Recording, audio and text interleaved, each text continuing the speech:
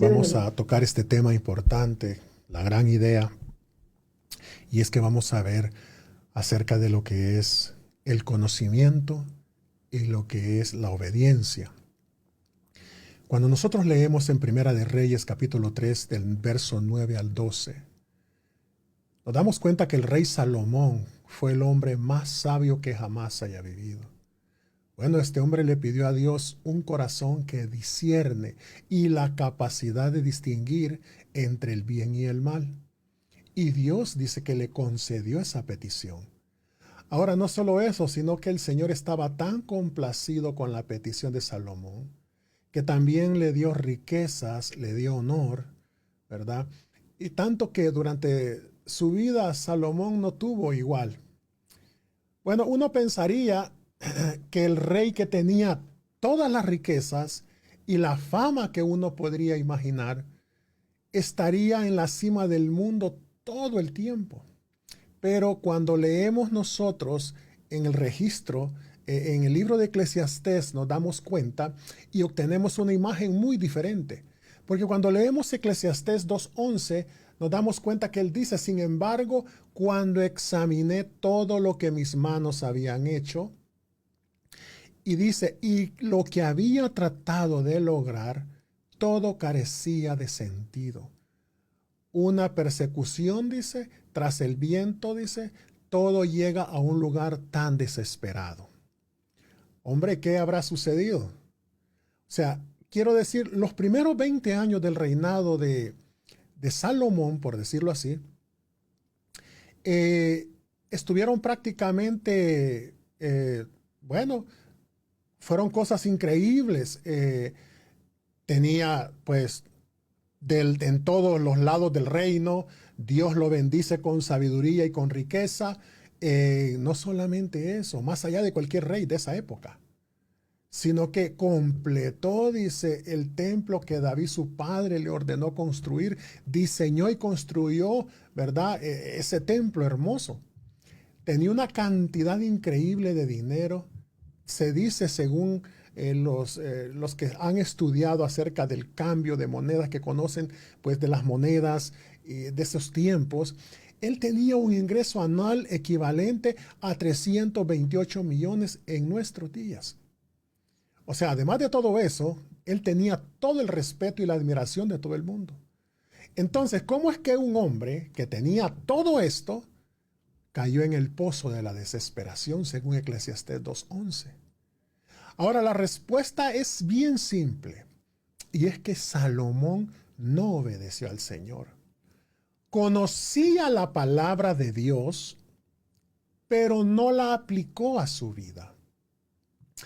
Ahora, el conocimiento es muy bueno, porque creo que hay una fórmula para la sabiduría.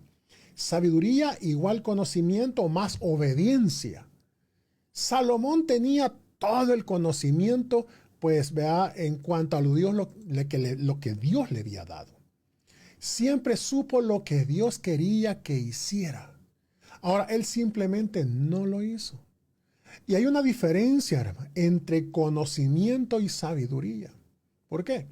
Porque el conocimiento es saber lo que hay que hacer. La sabiduría lo está haciendo. Ahora, por eso creo yo, oiga bien, que la gran idea que se encuentra en todo el libro de Proverbios no solo es obtener de manera que honremos y agrademos al Señor, o sea, que tengamos solamente más y más conocimiento, sino que apliquemos ese conocimiento de manera que obedezcamos, que honremos y agrademos al Señor.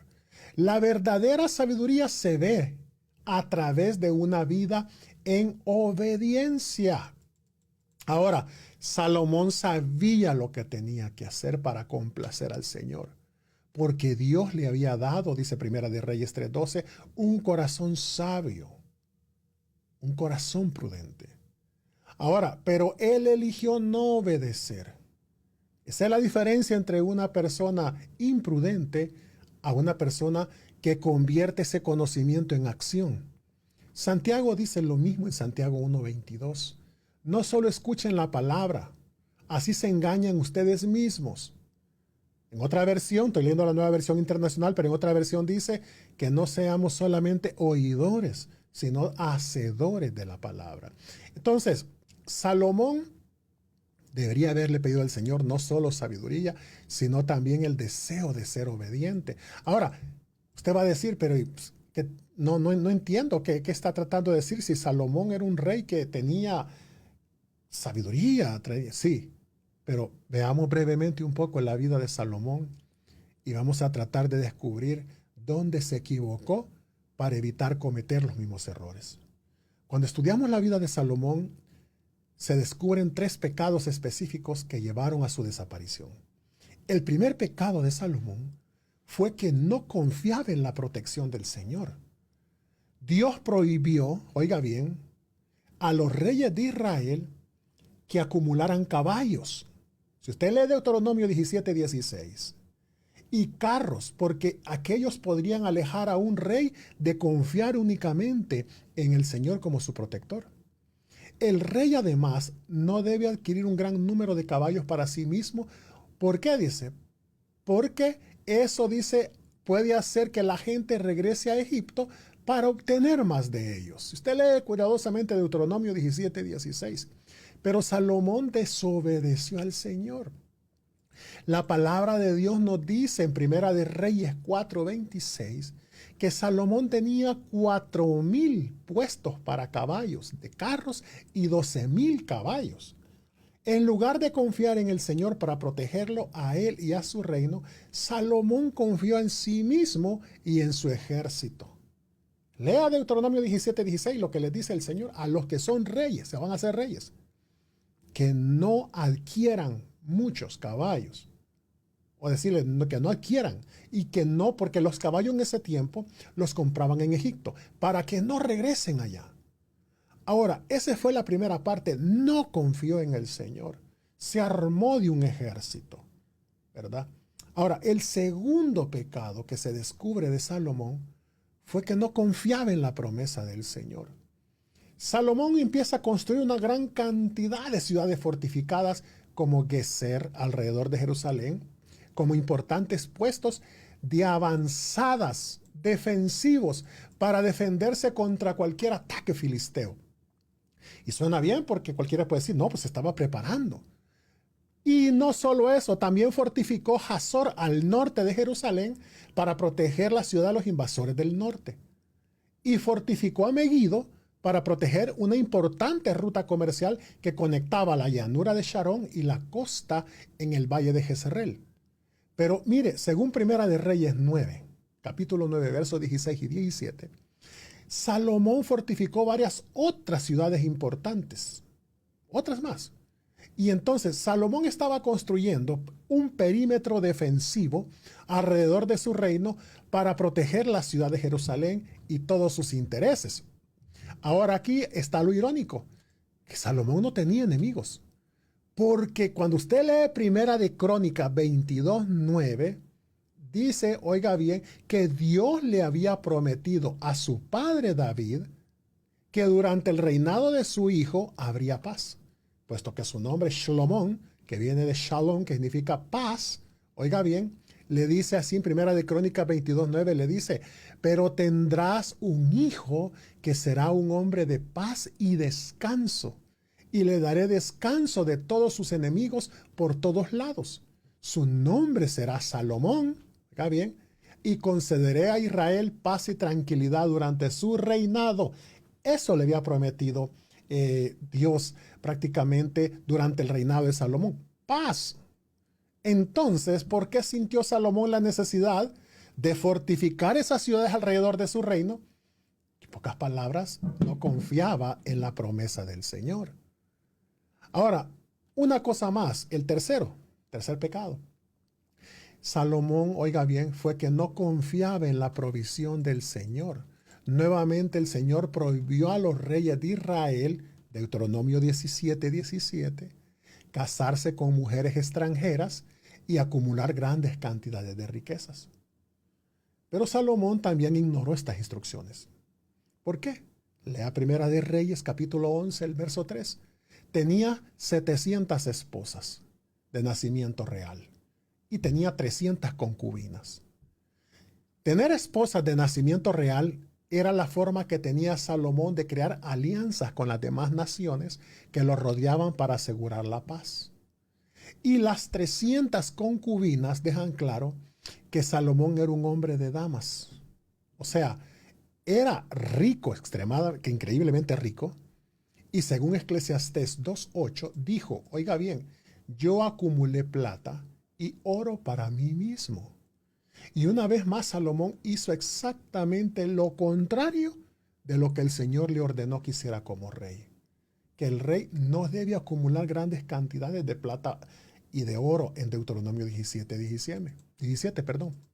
Ahora, dígame, ¿son estas las acciones de un hombre sabio que aplica su conocimiento a un estilo de vida de obediencia que honra al Señor?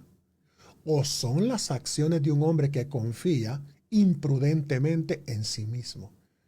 Entonces, hay que decir algo, que Salomón no practicó lo que predicaba. No aplicó su conocimiento a un estilo de vida de obediencia como tal. Sufrió las consecuencias. Pero podemos aprender, hermanos, del ejemplo de Salomón. Podemos practicar lo que predicó en los Proverbios y aprender de sus errores. Eso es lo bueno que quedó escrito ahí, para que nosotros no cometamos los mismos errores. Entonces, qué bueno es esto, hermanos. Los Proverbios son un libro hermoso, el cual nos da consejos. Oiga bien, y ahí está prácticamente historia de Salomón también, sus fracasos en el fondo. Oiga bien. Y conociendo todo esto, hermanos, vamos a aprender nosotros a decidir en obediencia, a vivir de una manera diferente. Cada uno de los que nosotros, oiga bien, conocemos del Señor Jesucristo como nuestro Señor, como nuestro Salvador, vamos a elegir, oiga bien, ser sabios si elegimos obedecer la palabra del Señor en lugar de ignorarla como rey, como el rey Salomón. Entonces, la verdadera sabiduría está compuesta de cantidades iguales de conocimiento y obediencia. O sea, ¿de qué sirve que nos aprendamos la Biblia de pasta a pasta? Que pues, que no es malo, el conocimiento es bueno en la palabra de Dios. Pero ¿de qué sirve tanto conocimiento si no lo aplicamos en la obediencia? Hay gente que puede decir, no, yo soy teólogo, yo hago esto, yo conozco, yo... Pero cuando la palabra le dice que tiene que ser algo, no lo hace. Entonces, esto es igual. Lo que estamos conociendo es necesario que lo estemos aplicando en obediencia a la palabra de Dios. Una bendición grande poder conocer estas verdades de la palabra de Dios. ¿Sabe por qué? Bueno, el Señor Jesucristo dijo en Juan 5:39, dijo que escudriñáramos las Escrituras, porque a vosotros parece que en ellas tenéis la vida eterna, y ellas son las que dan testimonio de mí. ¿Por qué es importante? Porque ahí encontramos a Jesucristo. Y cuando realmente encontramos a Jesucristo y en obediencia a la palabra que Él ha dejado, ahí hay libertad, ahí hay paz, ahí hay seguridad y ahí hay gozo. Gloria a Dios. Ha sido una bendición este mensaje. Espero de que esto cale en nuestro corazón y seamos como recipientes de conocimiento, pero sobre todo también de obediencia. Gloria a Dios.